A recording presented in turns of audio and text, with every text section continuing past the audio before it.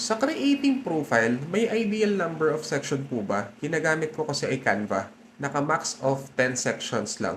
Hi there, I'm Anthony, your conversion-focused web designer and funnel strategist. First, good question. Second, yung number of sections is hindi naman talaga siya priority.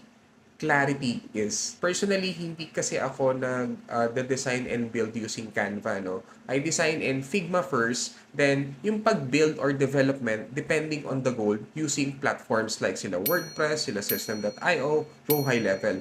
Because structure should follow strategy.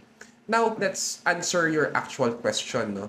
There is no fixed ideal number of sections naman talaga. But for a simple service-based business or website, 5 to 8 sections, strong na yon. Here's a practical structure. So from hero section, problem or pain points, solution or services, tapos yung what you offer, no, yung proof, yung about or yung authority mo, and yung call to action. That's enough already to convert. So, kung si Canva is that nililimit ka to 10 sections, that's more than enough for most beginner projects. More sections, hindi naman means na better conversion. Do not design to fill sections. Design to guide decisions. Less but clear beats more but confusing. If you want more beginner-friendly website structure tips, follow for more. See you in the next video.